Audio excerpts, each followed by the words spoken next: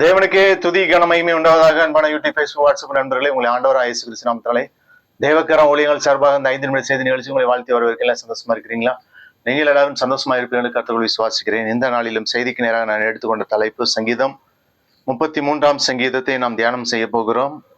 1ஆம் வசனம், நீதிமான்களே கர்த்தருக்குள் களி கூறுங்கள், துதி செய்வது செம்மையானவர்களுக்கு தகும். பிரியமானவர்களே, கர்த்தருக்குள் களி கூற வேண்டும், துதி செய்வது செம்மையானவர்களுக்கு தகும் என்று சொல்லி நாம் பார்க்கின்றோம். ஆம் பிரியமானவர்களே, நம்முடைய வாழ்க்கையிலே ஆண்டவரை துதிக்க நாம் பழக வேண்டும், ஆண்டவரை ஸ்தோத்தரிக்க நாம் பழக வேண்டும். 3ஆம் வசனத்திலே, அவருக்கு புதுப்பாட்டை பாடுங்கள், ஆனந்த சத்தத்தோட வாத்தியங்களை நேர்த்தியாக வாசியுங்கள். கர்த்தருக்கு புதுப்பாட்டு. இப்போ புது சேரி எடுத்தா எல்லாருக்கும் சந்தோஷமா இருக்கும், புது வீடு கட்டினா எல்லாருக்கும் சந்தோஷமா இருக்கும், புது கார் வாங்கினா எல்லாருக்கும் சந்தோஷமா இருக்கும், புது சேட் எடுத்தா எல்லாருக்கும் சந்தோஷமா இருக்கும். அதே போல ஆண்டவருக்கு புது பாடல் பாடினா அவருடைய உள்ளம் மகிழும், அவர் சந்தோஷப்படுவார், ஆண்டவர் சந்தோஷப்படுவார். கர்த்தருக்கு புது பாட்டை பாடுங்கள். பிரியமானவர்களே, 33ஆம் அதிகாரம் 6ஆம் வசனத்திலே, கர்த்தருடைய வார்த்தையினால் வானங்கள் அவருடைய வாயின் சுவாசத்தினால் என்று சொல்லி பார்க்கிறோம். தேவனுடைய சுவாசமானது தேவனுடைய ஆவியின் கிரியைக்கு சமமாகிறது. இந்த வசனத்தின் மிகவும் முக்கியமானதொரு வேத சத்தியம் அடங்கி இருக்கிறது. தேவனுடைய வார்த்தையின் வல்லமையானது தேவ ஆவியின் வல்லமையோடு இணைந்து தமது மக்களின் பட்சமாக தேவனுடைய சிருஷ்டிப்பின் வல்லமையை எப்பொழுதும் வெளிப்படுத்துகிறது. பிரியமானவர்களே, அவர் சொல்ல ஆகும், அவர் கட்டளையிட நிற்கும். 9ஆம் வசனத்திலே, அவர் சொல்ல ஆகும், அவர் கட்டளையிட நிற்கும். ஆண்டவர் நினைத்தால் நினைத்ததுதான், அவர் சொல்ல ஆகும், அவர் கட்டளையிட நிற்கும். பிரியமானவர்களே, ஆண்டவர் வார்த்தையினாலே எல்லாவற்றையும் படைத்தார். வானத்தை படைத்தார், பூமியை படைத்தார், மிருகங்களை படைத்தார், பறவைகளை படைத்தார். அவர் சொல்ல ஆகும், அவர் கட்டளையிட நிற்கும். பிரியமானவர்களே,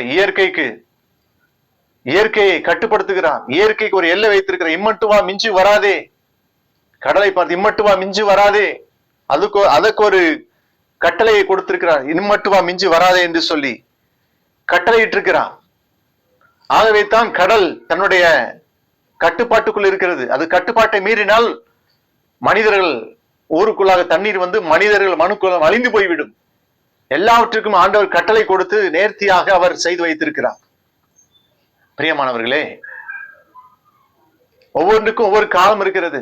மழைக்காலம், பனிக்காலம், வெயில் காலம், இது கோடை காலம். கோடை காலத்திலே வாழ்ந்து கொண்டு இருக்கிறோம். ஒவ்வொன்றும் ஆண்டவருக்கு ஒவ்வொரு நேர்த்தியாய் செய்கிறவர் தேவன். சூரியன் தன்னுடைய கடமையை செய்கிறது, சந்திரன் தன்னுடைய கடமையை செய்கிறது. ஆனால் மனிதன் தான் தன்னுடைய கடமையை செய்வதில் தவறுகிறான். தேவனை ஆராதிப்பதிலே, தேவனை துதிப்பதிலே, வேதத்தை வாசிப்பதிலே, ஜெபிப்பதிலே அவன் கடமை தவறுகிறான். பிரியமானவர்களே, அவர் சொல்ல ஆகும், அவர் கட்டளையிட நிற்கும்.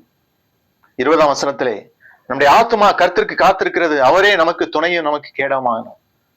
அவரே நமக்கு துணை. இந்த உலகத்துல மனிதர்கள் யாரையும் நம்ப முடியாது. பிரியமானவர்களே, உலகத்தில் இருக்கிற மனிதர்களை நாசில் சுவாசமுள்ள மனுஷனை நம்பாதே. அது 22ஆம் வசனத்திலே, கர்த்தாவே நாங்கள் உண்மை நம்பி இருக்கிறபடியே உமது கிருபை எங்கள் மேல் இருப்பதாக. உண்மையே நம்பி இருக்கிறோம். நம்முடைய நம்பிக்கை நாசில் சுவாசமுள்ள மனுஷனை நம்பக்கூடாது. பிரியமானவர்களே, எல்லாவற்றிலும் ஆண்டவரை நம்ப வேண்டும். நாம் பார்த்தோம், கர்த்தருக்குள் களி கூர்ந்து துதிக்க வேண்டும், புது பாட்டை பாட வேண்டும். பூமியெல்லாம் கர்த்தருக்கு பயப்படுவதாக, உலகத்தில் உள்ள குடியெல்லாம் அவருக்கு அஞ்சி இருப்பதாக. பூமியெல்லாம் கர்த்தருக்கு பயந்து நடுங்க வேண்டும், அவருக்கு அஞ்சி இருக்க வேண்டும். அவர் சொல்ல ஆகும், அவர் கட்டளை நிற்கும்.